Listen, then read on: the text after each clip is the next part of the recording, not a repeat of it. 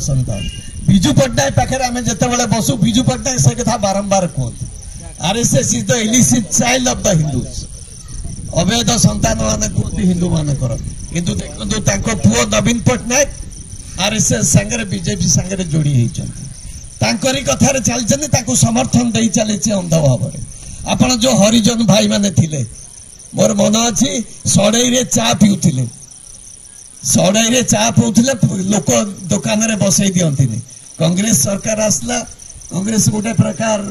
ये हरिजन अपलिफ्टमेंट काम कला महात्मा गांधी हरिजन जो प्रभावशाली मूवमेंट है हरिजन मान को स्टेटस मिला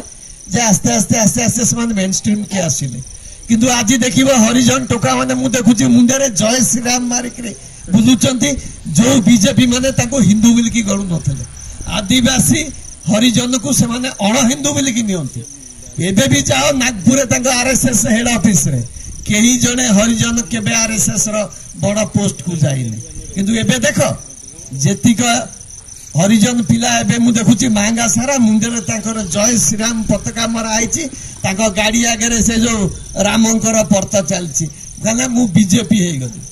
मु वर्तमान राम मंदिर जिंदाबाद हो गली तेणु कहीं निज धर्म रे आउना जमती मुसलमान भाई माने मु देखुची सही माने जे तांको बद्ध करूची जे तांको गुण रे कुराड़ी मारुची सही मान को से सपोर्ट करूचंती मु एबे देखुची प्रताप जनार मु आई निशंत कोइली बाटे गला बेले ऑफिस है